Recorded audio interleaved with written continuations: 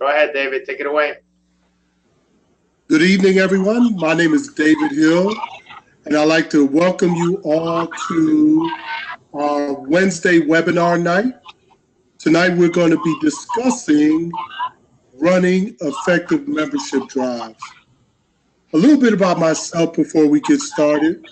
I've been at Toastmasters a little over 3 years now, and I've been fortunate enough to be placed in front of some awesome people. One of them happens to be our current district director, Bill Essence. Bill decided that we needed to develop a team that will go around the district and talk to people regarding 3 key points that the district is having some issues with: club culture, running effective membership drives, and leadership. Tonight, I'll go ahead and talk about running effective membership drives. I see we have another person logging in. We're having just a little bit of technical difficulty with the screen. But as always, we all know as Toastmasters that we overcome and adapt. I do apologize. Unfortunately, I'm not using my laptop. I found out yesterday that my laptop has a Trojan horse on it. Best Buy is trying to recover all the information. So the 2 slides that I had for tonight are on that laptop. The goal will be that once I get my laptop back, I will go ahead and send those slides out to you guys. Now, feel free, if you're on your laptop, to chat. If you have any questions, I just ask you to wait until we get to the Q&A portion to ask me any questions at that point. Now, as far as membership drives are concerned, one of the things I know we tend to do is we'll go ahead and let everyone know we're having a membership drive. We'll get some food, we'll have some packets, and then we'll have a regular Toastmasters meeting in the hopes that maybe some of the guests will sign up. What we're going to talk about tonight is a little bit different, where I will give you some ideas of how to be a little more effective when you're doing your membership drive, and that it will end up being in twofold. Now, one of the things that we want to start off with is when you are thinking about doing your membership drive, what you want to do is come up with a team.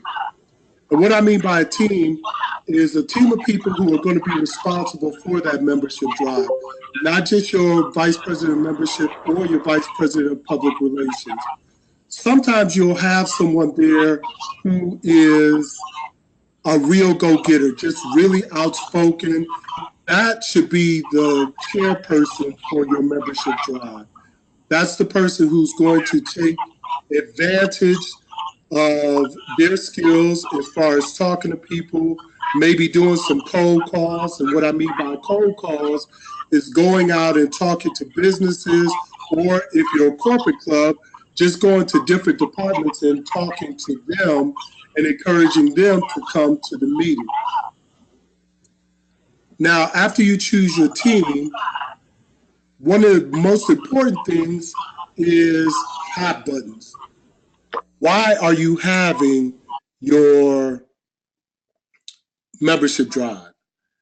One of the biggest things you want to do is think about some of those buttons that would attract people to come, such as, would you like to become a better presenter? Are you looking to improve your speaking skills? Things of those lines. When you come up with those different hot buttons, those are going to be the key elements that will hopefully attract your guests to your particular meeting. Now, I know a lot of times we hope that food will do it, and food does work, but then what happens afterwards? One of the biggest things that Bill always talks about whenever we do our Delta team meeting is coming up with a theme. Now, themes are very important because if you think about it, if you have a catchy theme, guess what? People are going to be more likely to come to your open house. For example, Bill talked about one theme where they did pop, and it was pop everything: popcorn, soda pop, pop rock, pop music, and people had a really good time when they came to the meeting. And I think that we just need to start thinking outside the box and thinking of different ways where we can attract people to come. But then you need to really think about what type of person do you want to come to your meeting? Who are you trying to attract? Who are you trying to attract to become a member of your club? If your club is predominantly, let's say, baby boomers or Gen X, then my suggestion is maybe you need to start thinking about trying to attract millennials.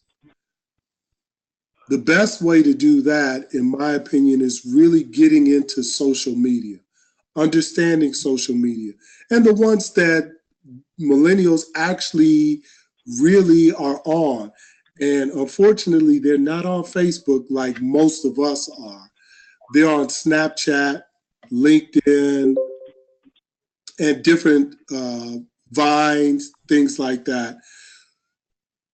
I would suggest that maybe if you have children or relatives who happen to be millennials, ask them, hey, if you need some help trying to access these social media accounts, see if they'll be willing to help.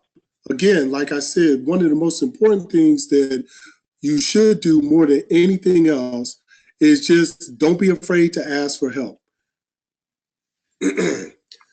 Now, after you've come up with your team, some hot buttons, and then a theme, now you have to think of your meeting structure. Now, instead of doing it the traditional way where we have our open house on our regular meeting, one of the things that Bill and myself and Toy Thomas had talked about was that we think it'd be better if you actually have your open house at least a week before your scheduled meeting. Now, the reason that is because what you want to do as far as the structure is concerned is have 4 or 5 different tables where you have an experienced Toastmaster sitting at that table. You break up that meeting into small groups, and it's almost like speed dating. They'll sit down, and that particular experienced Toastmaster will talk about one specific thing regarding the Toastmaster and the meeting. That way they'll get a better understanding of what Toastmasters is all about. I personally believe that a lot of times when we have our open house and we're having our meeting, people get lost and overwhelmed with everything that we're discussing. We use a lot of acronyms such as DTM, CC, when we don't explain everything correctly. So by the time that the meeting is over with, of course, they're going to be nice and say, oh, I love the meeting. I think I might join. Let me think about it a little bit. And next thing you know, they never come back.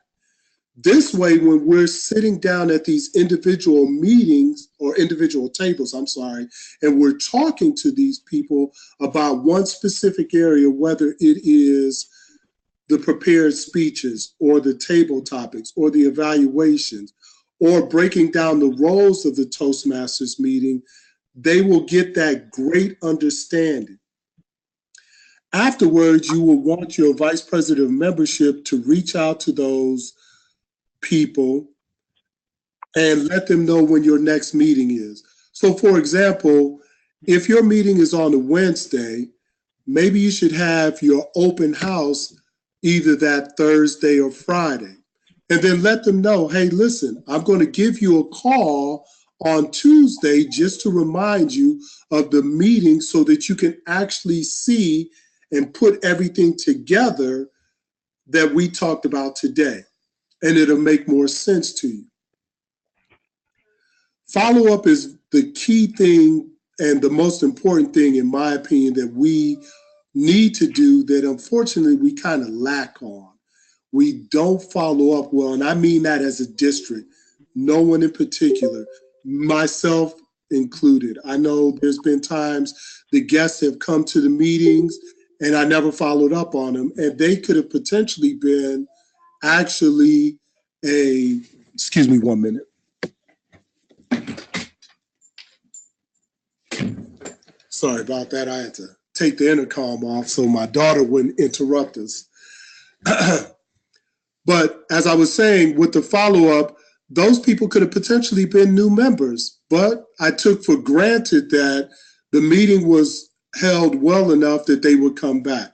So I can't stress enough to all of you, please, please, please follow up with those people, whether it's via email, whether it is over the phone, however you choose to get in contact with them, following up with them is crucial.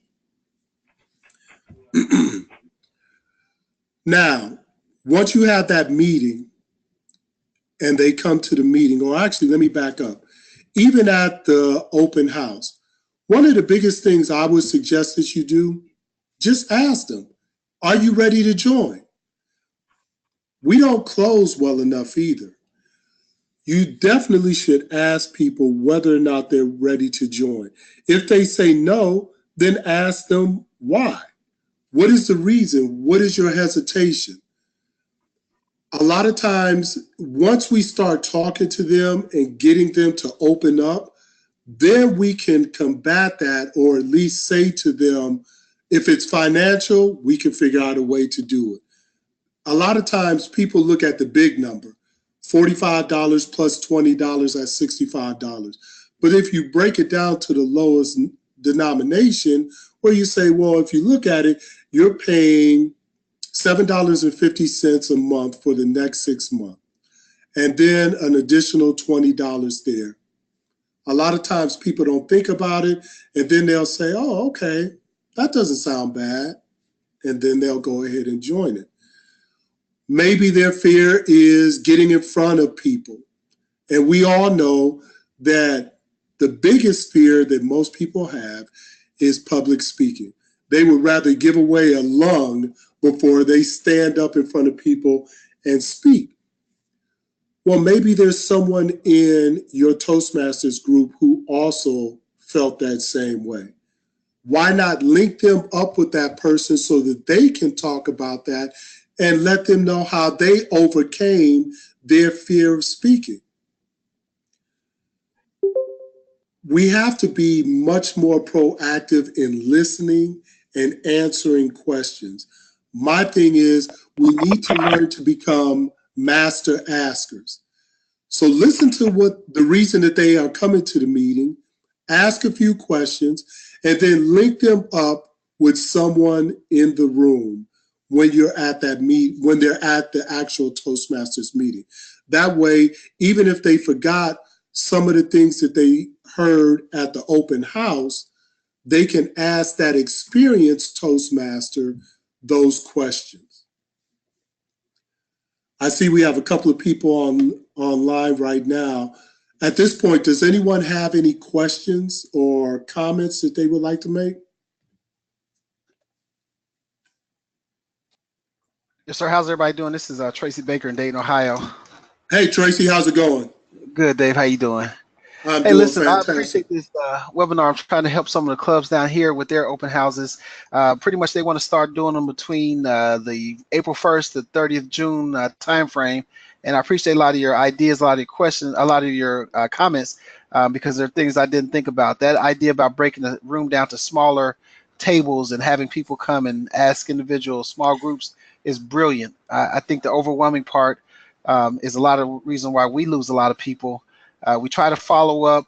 Some people think it's kind of pushy to keep asking, are you ready to join now? And what I found over the years is that when those people join of sort of a push, people trying to get them to join, they end up doing 6 months and then they're out. But if they actually get the open house, they get the information, they kind of get to come to a few meetings, visit other clubs, and then they make their own decision to join, they tend to stay longer and have more of a commitment. So what I'm trying to do now here down in Division A is try to find a way to help. We have a lot of people that are coming to our meetings. We're doing a follow-up to close. We're trying to close, but it just seems half and half on trying to get them to stay long-term, which is what I'm trying to figure out how to do to get them to stay a year, 2 years, 3 years, and become permanent committed fixtures in Toastmasters. So I really appreciate this open house webinar, and I just want to sit back and listen to what some other people have to say. Baker out. Okay. All right. Thanks, Tracy. Hey, I wanted to let you guys know, and I'm glad you brought that up, Tracy. That is a good point as far as people staying long term. The reality is people aren't going to stay long term, and we need to understand that. If someone just wants to be able to get to the point where they're comfortable to speak in front of other people, or they're going to be a presenter and they just want to polish up, maybe 6 months is all they need. The biggest thing is, as long as we show them the value of Toastmasters, they'll make up their mind whether or not they want to continue to renew their membership.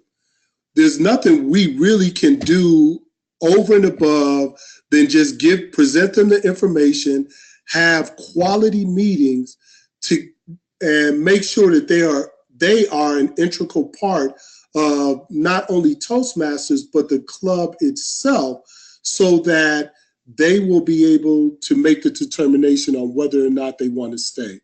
Now, one of the things that I did when I was a club president for the city of Columbus was I did the induction of new members twice a year.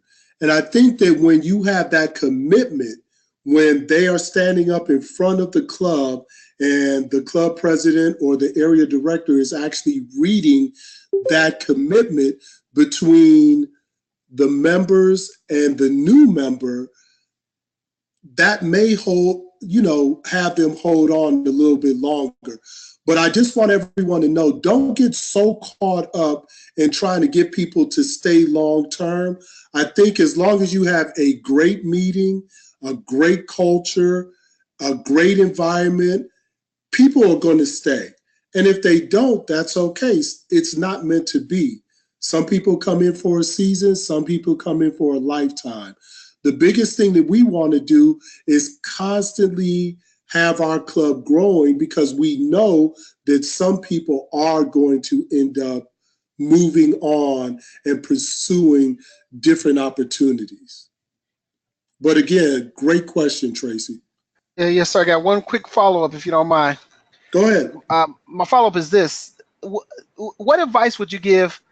So with Pathways coming online, I've had at least 3 people that were prospective Toastmasters, and we've tried to share with them the new Pathways platform, as opposed to having the CC and CL manuals.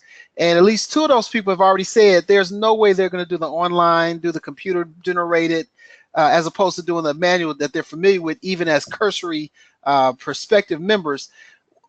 I've talked about this with the division director here and a few other people, and I'm just trying to find a few more ideas about how to talk to somebody who's brand new off the streets about Pathways and about the new computer-based program that we're in now, rather, and how we can sell people on it from a plain talk perspective, because I'm finding it very difficult to try to break down to people how they can do an icebreaker in 10 different paths and get the same value and same straightforward learning experience that they got from the simple, easy CC and CL manuals. Baker out. Okay. I know Francisco also wants to chime in on this. Give me one quick second, Francisco, and then I'll let you chime in.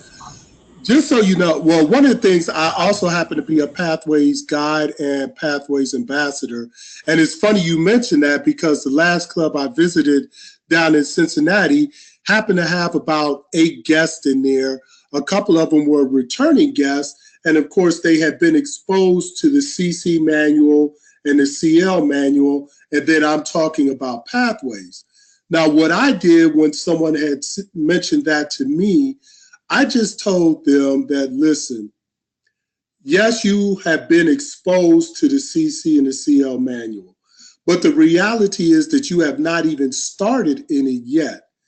The biggest thing is that this is a new educational platform that Toastmasters has put out for us, and you can't fail in that because you don't have any experience in the other one.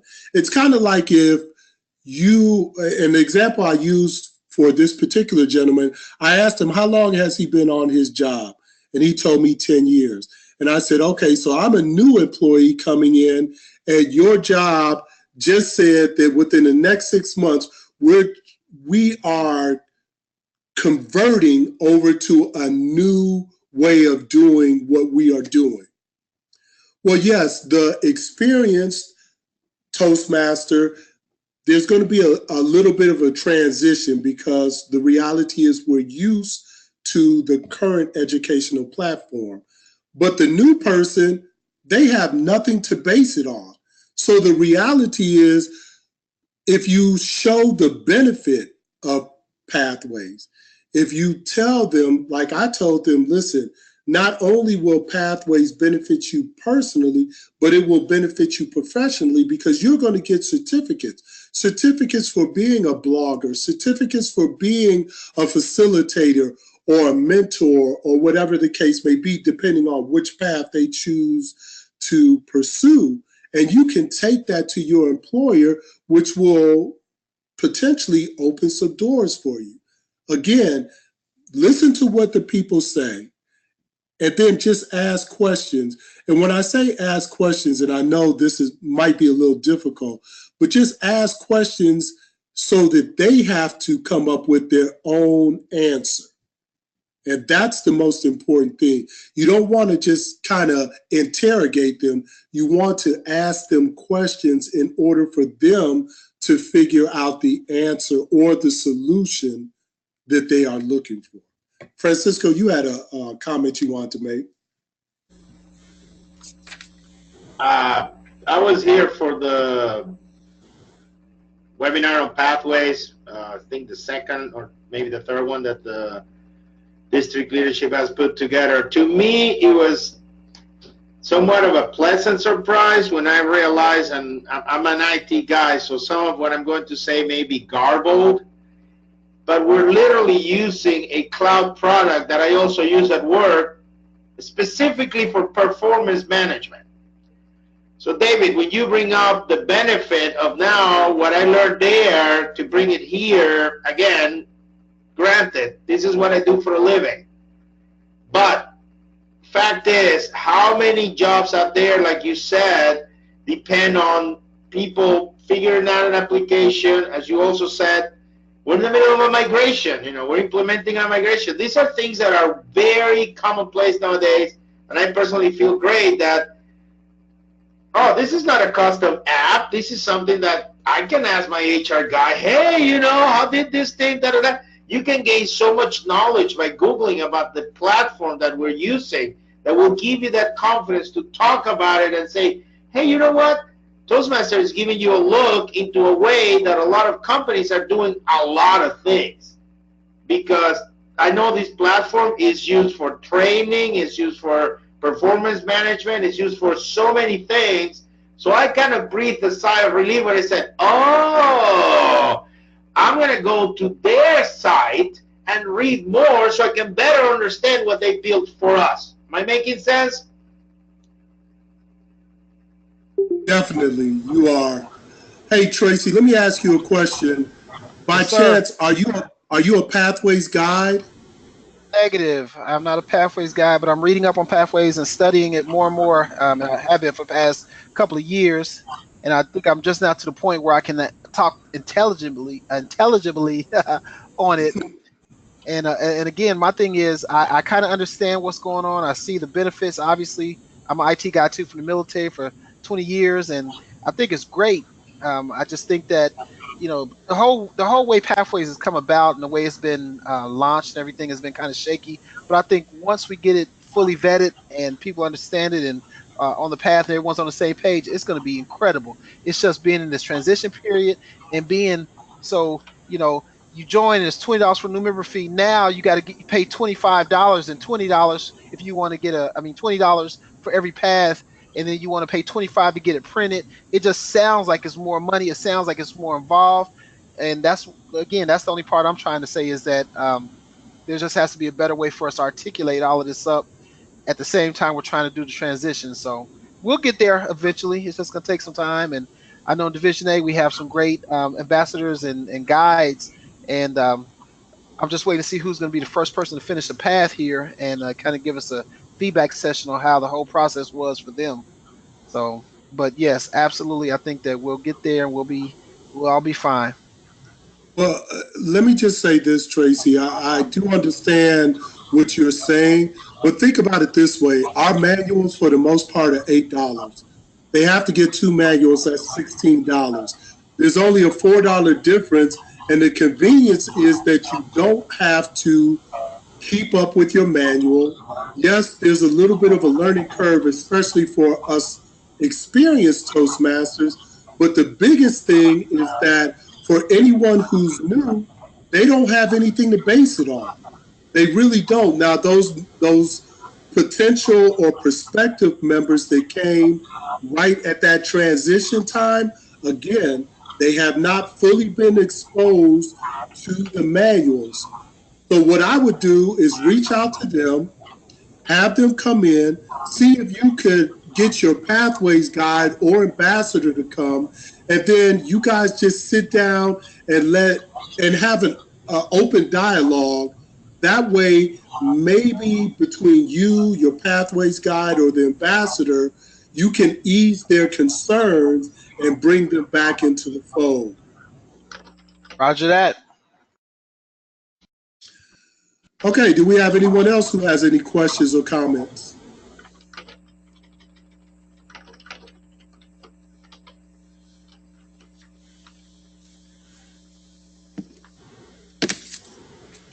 Well, let me just go over one more time. I don't want to keep everyone because time is very important. And I know this is scheduled for 1 hour, but I do want to just recap everything that I had talked about as far as running an effective membership drive. One of the first things you want to do is choose your team. And that doesn't necessarily mean that it falls on the shoulders of your VPM or your VPPR. It could be someone in your club who is very outspoken, who doesn't mind going out, talking, and recruiting people in. Next, you want to find some hot buttons, some specific words that can pique people's interest, your prospective members' interest. From there, you want to have a catchy theme, and it could be anything. I know one of the clubs that I talked to down in Lexington, Kentucky said that they're planning to have their open house on May 4th or right around that time frame for Star Wars. So their theme is going to be Star Wars. May the 4th be with you. Again, you have a lot of Star Wars people there. In Kentucky and Lexington, you have UK. In Dayton, we have Right Pat. In Columbus, we have all these different limited brands, nationwide, things like that. So we can come up with different types of themes to bring people in. Of course, we have Ohio State Buckeyes, OH. Now, from there, no Florida Gators there, Francisco.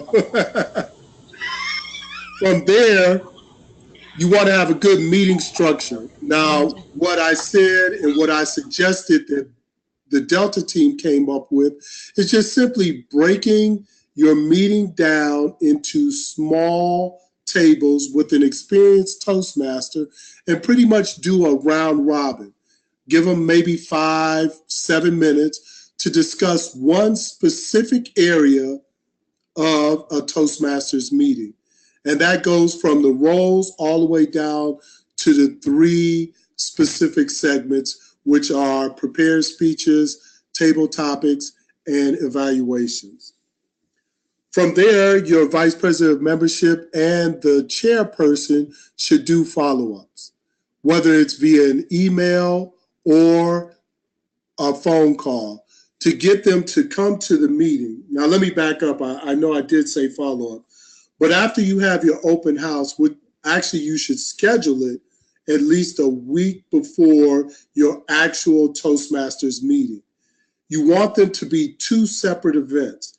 You want to give your prospective guests the knowledge, so that's the open house portion, and then you want to expose them to the actual Toastmasters meeting the week after.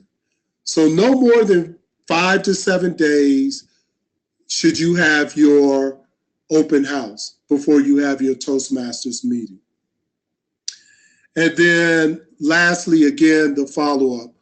Just please call, email, just let them know, one, you appreciate them coming to the open house, and two, a friendly reminder that the meeting is going to be, either the following day or 2 days later. That way you can secure that ensure that they are going to attend the meeting. Now, for those clubs that potentially are 8 and below, our suggestion, the Delta team suggestion, is that you should have at least an open house once a month. If you could have it every meeting, great, but at bare minimum once a month. Those clubs that are in the middle, 13 to 19, try to have them either every other month or once a quarter. One of the biggest things that we want to do, and I can say this being that I'm the assistant club growth director, and I know Don Schultze, our club growth director, would appreciate this, is that if we could get all of our clubs at 25, even if we lose a couple of people, we should never go below 20. So 25 or better, that's one of the biggest things that we should always be pushing for, especially this second half of the year. Try to get your clubs up to 25, and if you lose a couple of people, you won't go below 20. Again, I'll ask if there's any questions out there or any comments. I have a very quick comment, and one thing you'll know about me once you get to know me is that I have a lot of comments, That's but I keep fine. it very short. First of all, again, thanks for this webinar. Can you please, I'm going to give you my email address. Can you please send me your notes? Francisco and David, if you could send me your pretty much cheat sheet for doing open houses. I want to get that to the club the clubs here, the presidents, and also the area directors, because that's some excellent information. So if you could send that to me tonight, I would appreciate it. Trey back, or it's up. It should be up on the screen. dtmtracybaker@gmail.com. Okay. Yeah, I could do Please, that. That'll and be again, if you could fine. send that to me tonight, I really appreciate it. Francisco, if you could share your notes here, I would love to have those too, if possible. Second thing is, we're having our Division A contest on April 21st, so I'm going to be calling you, especially David, to see if you can come down and help me rally some support for people outside of Division A to be judges and the chief judge and judges and things like that. So I'll be making a call to you all probably within the next 2 weeks or so to get that rallied up. And if there's anything up here in Division A that I can do for you all down there, let me know. And a lot of people up here are willing to get involved. So all you got to do is ask. Well, hey, I appreciate it, Tracy. One of the things that I wanted to let you know is that if you are looking for a target speaker, I'll definitely be willing to help you out. I just figured I'd go around. I know target speakers, sometimes you could get them, sometimes you don't. But I'll be willing to help you out with that, definitely. So you could put my name down if you don't already have one. I will definitely put the word out in the Columbus area to see if we can get some people to come help you, especially for judges. I know judging is one of the biggest areas that every district or every division struggles with at contest time. So I know Larry Absolutely. Goldsmith is doing a great job keeping us informed.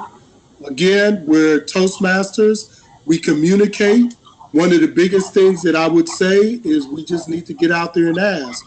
And that made me think of one thing that you had said earlier, Tracy, about people feeling pressured. That's usually an internal thing that we think of as existing Toastmasters when we're asking a prospective Toastmaster to join our club, but there's only two things they're going to say. Is either yes or they're not ready. And if not, just ask some questions to see why they're not ready. We're not pressuring them. We're not salespeople. We're just asking them straight up, hey, are you ready to join or not? If they're not ready, ask a few questions to see why. And then at your Toastmasters meeting, you can follow back up then. Because maybe it could be just as simple as, okay, I came to your open house, I got a little information. I want to see how the Toastmaster meeting is conducted before I make my decision. We're not asking them to spend thousands of dollars to purchase a car or a house. You know, the only thing we want to do is just see if they're interested, because we know there's some sort of interest because they came to the open house. So that's half the battle right there. You know that they have some sort of interest. So don't be afraid to just, close the deal. If we could close it that night, great. If it takes the next meeting, great. If it takes 2 or 3 meetings, that's fine. Roger that. Well, hey, listen, everyone. I truly thank all of you for, spending a little time with me. Again, I do apologize that I wasn't able to have the slides out. My goal will be to email those slides out to you guys. Francisco, thank you so much for being on here and typing up a few things for those who are on the call and for those who may watch the webinar later on. Thank you so much for that. And again, I thank you all. I hope you all have a wonderful evening and a great week, and I'll see you in May. All right, thank you. Take care, gentlemen and ladies. Good night, everybody. Night. Good job, David. Thank you, Don.